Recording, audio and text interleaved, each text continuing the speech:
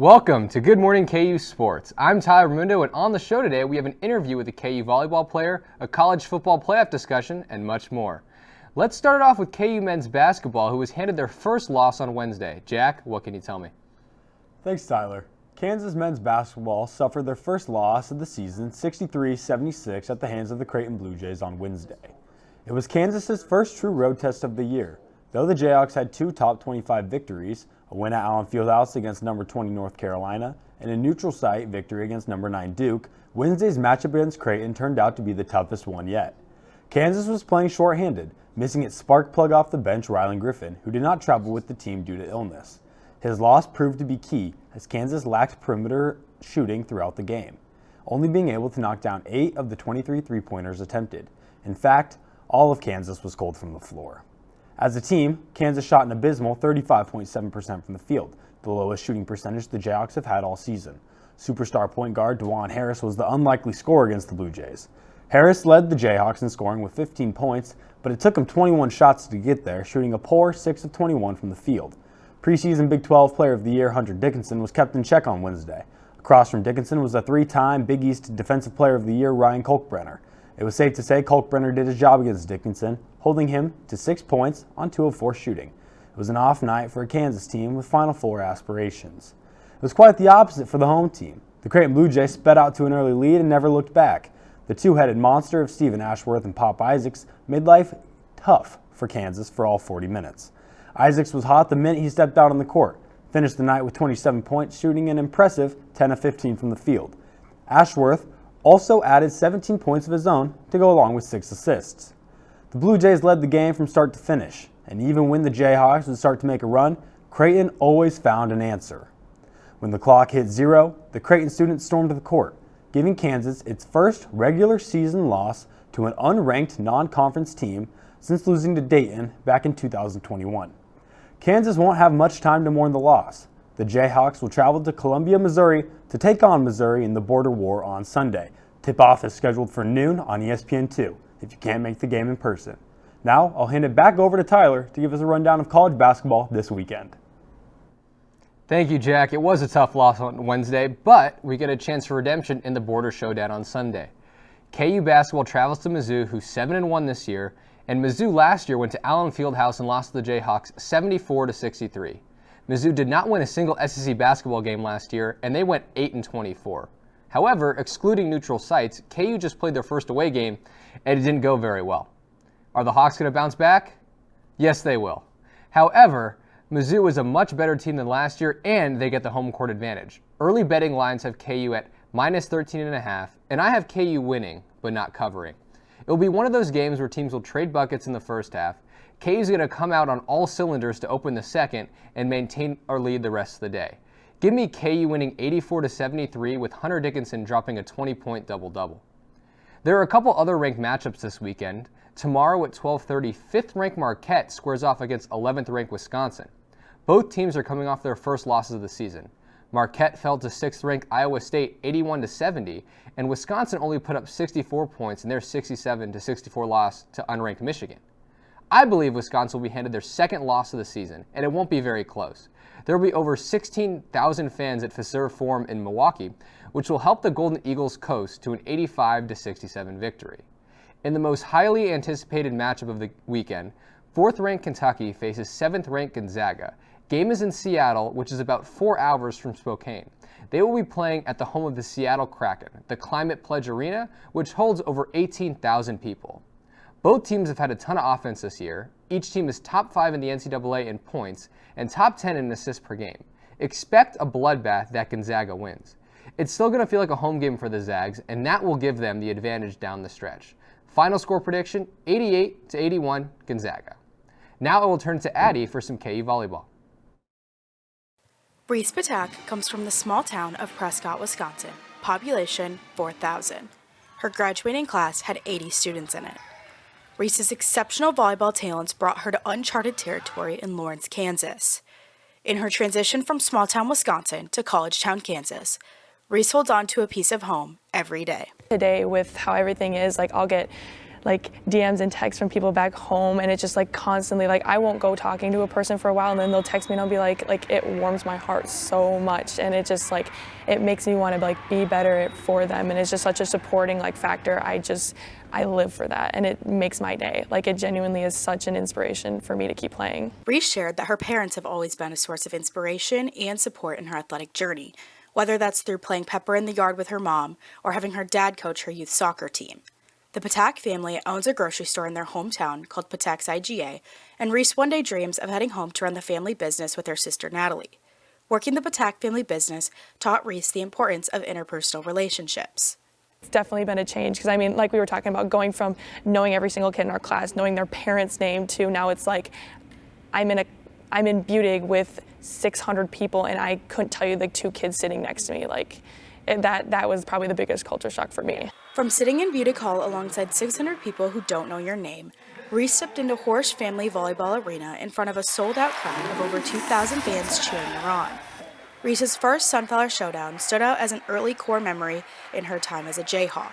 That was definitely up there. That was, I mean, just the energy in Horse, just the energy between the girls, student section, the band is always popping, and yeah, it was just, I could feel the support and just like the enthusiasm. It was like, it wasn't quite like Prescott. Despite starting the season on the outside of the starting rotation, Reese currently sits second in the Big 12 in blocks and is confidently meshing with the team just in time for the postseason.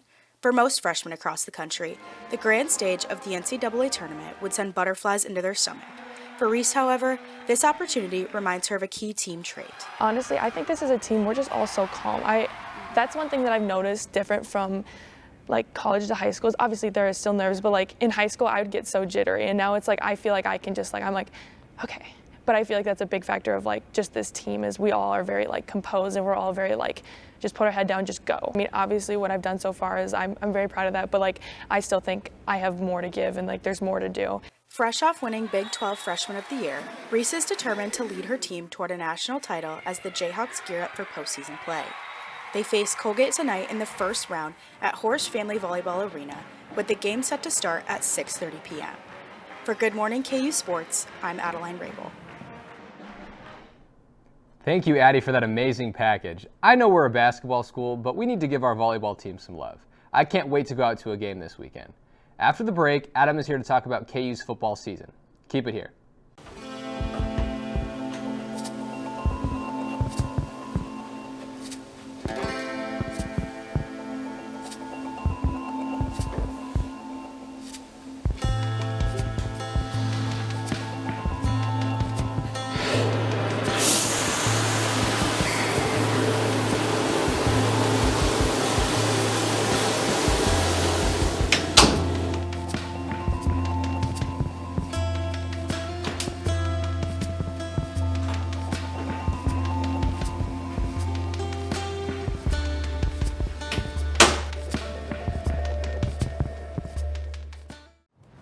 You may not hear it at first, but it's there. Our chant, rising.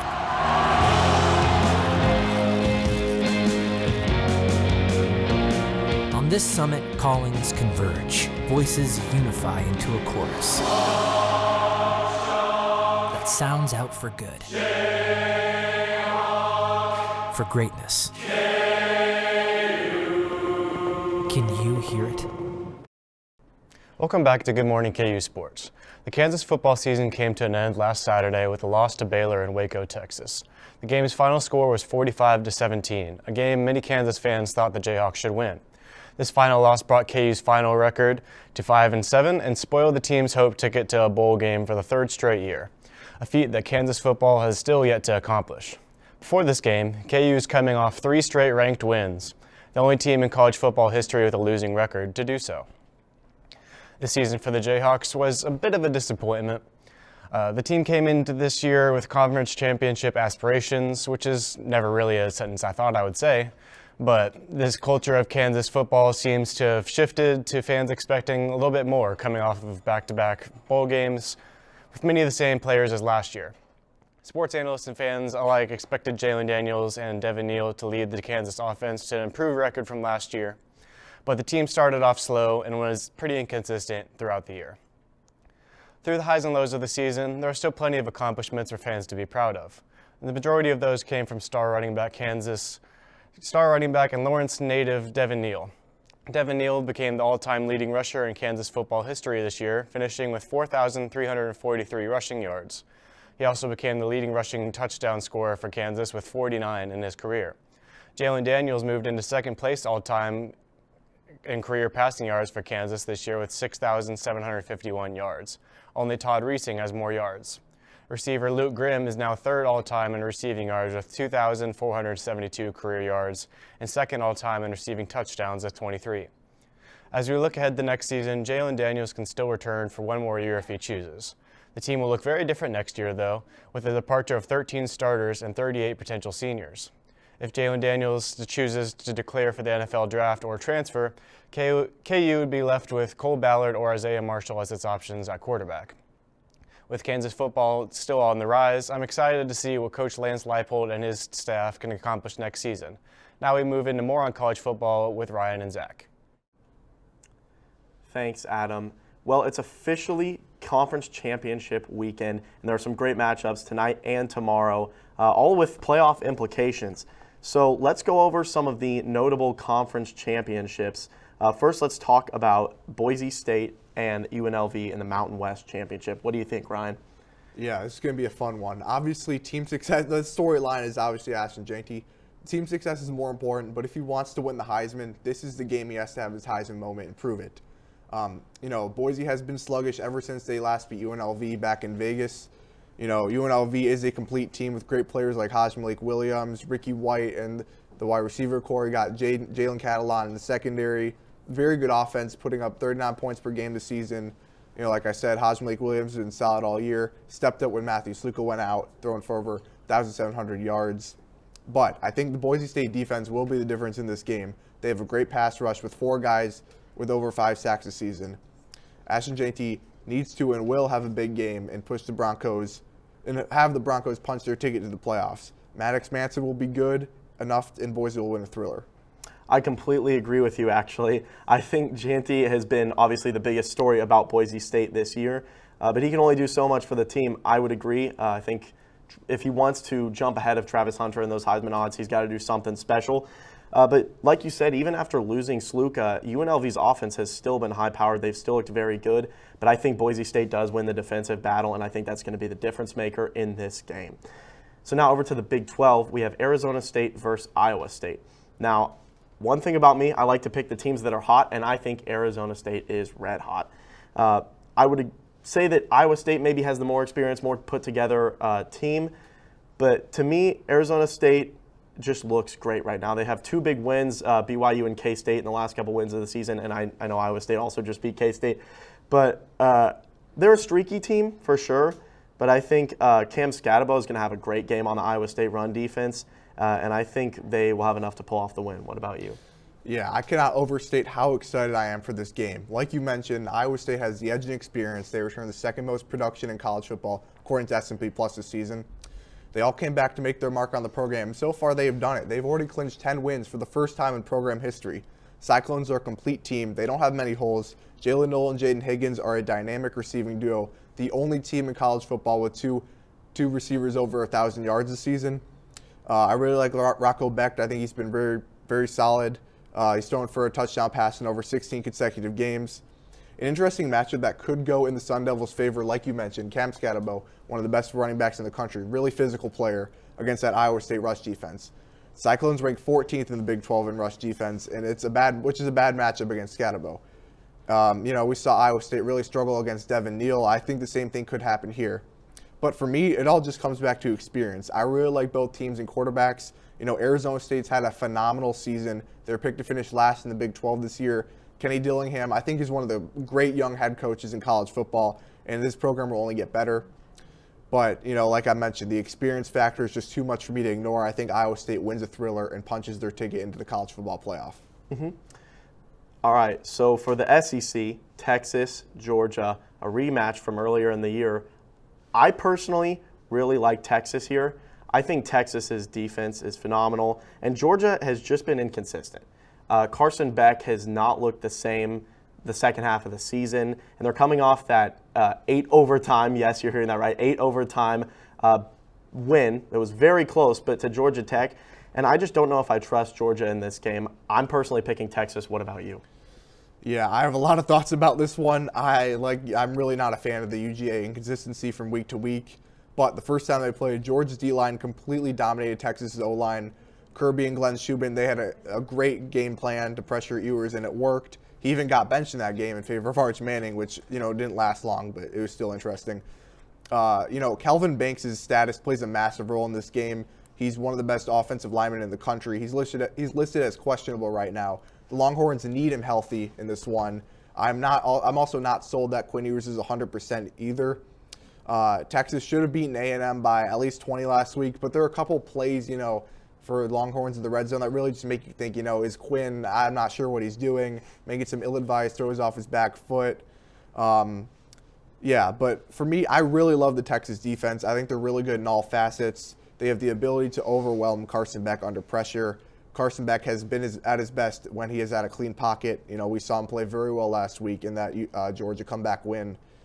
I think part of what happened last time they played was that Texas plays on offense took way too long to develop, and I think that's why Georgia's D-line really ate. I think Sark will adjust and make sure Quinn gets the ball out quickly on a very vulnerable secondary for Georgia standards, which it's still good, but vulnerable. I think we'll see a dose of Arch Manning come in and use his legs against a thin Georgia D-line to, really get them gassed. Georgia Tech ran the ball very well last week, and I think Texas will try to do the same thing with Arch Manning, but still pose a passing threat. Yeah, so Texas, they're just clicking at the right time right now, and I think they can and should win this game if the red zone won't stop. I just cannot trust Georgia. I would not be surprised if they won, but I think Texas will pivot their game plan from the last time they played and find a way to put up some more points while flustering back in that Georgia offense. All right, really quickly, with what time we have left, who do you have winning the ACC and the Big Ten championships? That's a tough one for me to pick, but I have SMU winning. I am not confident. I think part of that's just the Dabo factor. He's owned the ACC as Clemson head coach, and Clemson's also a team that's had like 9 lives this year. I haven't really seen anything like it. Will they seize it? I think there's a chance they do, but I don't expect him to win. SMU's pass rush is an absolute monster. They have 4 guys who are just balling out. Got guys like Kobe Wilson, Jared Harrison Hunt, and Isaiah Smith. What do you think? Yeah, I also really like SMU in this game. I think Clemson has gotten multiple chances this year, and they have 3 losses. I'm not saying they're not a good team. I think this is going to be a close matchup, but SMU has such a high-powered offense. They originally bench Preston Stone for Kevin Jennings, and it's worked out well for them. And, this team put up 66 points on TCU. This is a great offense. Yeah. And, I think Clemson is good, but I think SMU will take this one. And then lastly, really quickly, let's just pick a Big Ten school. I'm going to go with Oregon. Do not dismiss Penn State. They've taken care of business in every game except for one. They could easily be 12-0 right now, and they have arguably the best defensive end prospect in Abdul Carter. They have the best tight end in the country, and they're playing a team that has to travel 3 time zones just for a conference title game. Just think about that for a second. It's pretty crazy. But it really just comes down to matchups for me. The Oregon offense looked a lot better with Tez Johnson back in the fold. They're starting to get healthy on defense, and the O-line as well. The D-line is coming off its best performance in school history with 10 sacks last week against Washington. Jordan Birch is finally back and healthy, which makes a huge difference. And beside Tyler Warren, I do not like Penn State skill position guys whatsoever going up against this Oregon secondary. Drew Aller and the Penn State running backs will need to play their game of their lives for them to have a chance. But I do think Penn State will keep it close for most of the game because of their defense, but Dylan Gabriel and that Oregon offense will pull away with some explosive plays late against what should be a pretty gassed Penn State defense. Yeah, I would agree. I think this is one of the best Penn State teams we've seen in recent history. They look really good this year, but I can't pick against Oregon. Oregon has been incredible, and I think they'll pull away with this one. So that's all we have. Now back over to Tyler. Thank you, guys. I am super excited for the slate of conference championship games this weekend. And like you guys mentioned, don't sleep on Boise State, and I wouldn't sleep on them during playoff time. Going back to Zach, he's going to talk more about the best snow NFL games in history. With the NFL season entering its final stretch, that means cold football games are being played, and that even means snow football games are here. We've gotten the privilege to see 2 snow games so far this season. one in Cleveland, where the Browns took down the Steelers. And last week, we saw the Bills beat the 49ers on what looked like ice. As fans, we don't get too many snow games per season, but with the recent games we've seen, it got me thinking, what are the best snow games from recent history? Well, today I'm going to show you guys 3 of the best snow games the NFL has given us. Coming in at number 3 is the Lions versus the Eagles in 2013. Though this game ended in a 14-point win for the Eagles, the Lions had prime Matthew Stafford throwing the Megatron in 8 inches of snow. The snow came down all game and even produced plays like this one. Now, you can't talk about snow games without mentioning one of the most controversial games in NFL history. In 2001, Tom Brady hosted the Oakland Raiders in the AFC divisional round. Tom Brady not only led the Patriots to a 16-13 win, which kicked off that Patriots dynasty, but this was the game where the tuck rule was put into effect. Not only was the tuck rule brought to life, but this was the 6th ever NFL game played with more than 3 inches of snow, where New England saw 6 inches of snow during the game. Though this was one of the most influential games in NFL history, the number 1 snow game I've ever seen was Colts versus Bills in 2017. This masterclass was the most snowfall that has ever been produced mid-game. Over 9 inches of powder fell in Buffalo in an overtime win for the Bills. The back-and-forth battle was like a scene out of a movie. No one was able to get any traction on the field, and the game was ended by LaShawn McCoy with a game-winning touchdown for Buffalo. The Bills were victorious 13-7 in one of the most appealing NFL games of all time. Hopefully we can get a couple more snow games this season, but that's all I have for today. Thanks, Zach. On Tuesday, University of Tulsa quarterback Cooper Legas and linebacker Miles Jackson spoke out to a local Tulsa news station about not receiving the promised NIL money that was guaranteed before committing. According to Legas, the money was always being pushed back. Now, with the season over, the players never received any of the money they were promised. The family spoke out about their former head coach Kevin Wilson and stated he was part of the staff responsible for promising tens of thousands of NIL money to these players. Wilson spoke on the matter almost immediately, even reading a text he had sent to a possible recruit who was asking about NIL funds. With a small nonprofit collective that has little to no contact with the Tulsa coaches or student athletes, Wilson explained in the text how he could break down an incentive-based plan focusing on academic success. With this collective being a new startup for Tulsa, the former head coach stated that he would not promise anything unless he was sure of what they have. As far as we know right now, this is a case of he said, she said that will need to be investigated further before drawing any conclusions. In reference to NIL influencing athletes' commitment choices, the House versus the NCAA settlement allows the class of 2025 to be the first to experience a new look on college signing day. According to Sports Illustrated, players will not be required to sign a letter of intent used to hold their spot and make it harder for an athlete to drop their commitment. A recent court injunction also prohibits the NCAA from holding schools responsible if they choose to use NIL funds as leverage for recruits. Removing the National Letter of Intent, or NLI, is used to help safeguard student athletes in an ever-evolving college football program. That's all I have on recent NIL updates. After the break, we'll have Olivia with the weather. You're the sweetest thing I have ever known, and to think that you are mine alone.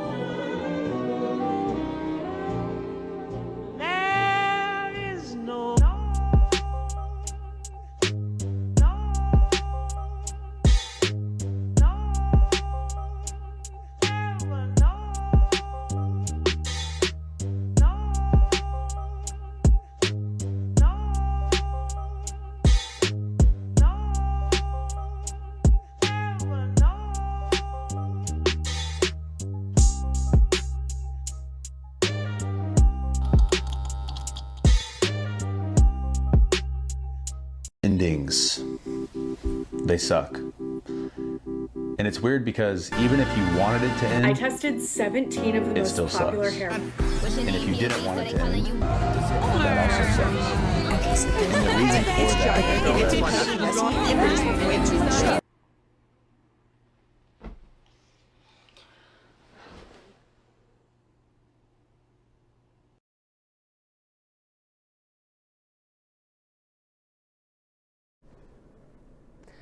Good morning and welcome back to Good Morning KU Sports. Now, winter weather has been in full effect. We had snow last weekend and bitter cold temperatures this weekend, but we're finally going to start to see a bit of a warming trend throughout this weekend. And so I'll go ahead and break down the volleyball forecast. And also, I'll talk about our rain chances for the next week or so. We're really not looking at much of anything, but I'll get to that a little bit later. But for right now, looking outside at West Topeka, as you can see, it's sunny skies. There's not a cloud out there today. Currently in Lawrence, the temperature is around 31 degrees, but it does feel like about 23. So you're definitely going to want a jacket as you're walking around campus this morning. And winds are from the south-southwest at 11 miles per hour. Now, that's really going to help to bring some of this warmer air that we're going to be expecting throughout the rest of the week. So looking at satellite right now, as you can see, there's a high pressure sitting over much of Kansas, Nebraska, and even into Missouri a bit. So there's really no cloud cover out here, but down further in Texas, there are some clouds that are going to be coming more up throughout the north, but they're not going to reach our area. So we're going to be seeing clear skies throughout much of the weekend. Looking ahead at today's high forecast, we're looking at about 45 degrees and sunny. Again, those south-southwest winds are going to help to bring that warmer air, much warmer than what we saw yesterday. And so for volleyball tonight, we're actually going to be seeing a bit warmer than last night, but it is going to cool off drastically throughout the evening. This is a big game. It's the first round of the tournament. So if you're going to be attending it, make sure you take a jacket. Those temperatures are going to dip below freezing by the end of the game. So you're definitely going to want that as you're walking out to your car. As for tonight, that warmer air is going to help to keep the temperatures from not dropping off as far as they did this morning. So our low is going to be around 25 degrees and it's going to remain clear throughout the evening hours. Now looking ahead at tomorrow, there are a couple sporting events happening in Lawrence. So if you're going to be attending any of those events or you're just out and about for the day, we're going to start right around freezing in the morning hours and we're going to quickly warm up back up into the mid to upper 50s in the afternoon. So it's definitely going to be a nice change of pace than what we saw yesterday and even what we're forecasting for today. Those temperatures are going to dip again a little bit tomorrow evening, but definitely it's going to be a big improvement from what we've seen recently. If you're planning on attending the basketball game on Sunday against Mizzou, this is kind of going to be a pretty similar case as to what we're seeing in Kansas. Temperatures are going to kind of reach the mid-50s right around the afternoon hours. Now, there is going to be a slight chance of showers that will occur after the game. So if you're planning on sticking around, be prepared. There may be a shower or two, but there really should be no weather impacting the actual game. As for the rest of our sporting events, we actually have a pretty quiet week. There's not a lot going on. All of our events in Lawrence are going to have relatively clear conditions and temperatures are going to remain mild for the near future and they're going to definitely cool off a little bit later on this week. As for our one event that isn't in Lawrence for track today up near Boston, they're going to be experiencing some colder weather, but again, it's relatively clear conditions and they're not going to have any weather.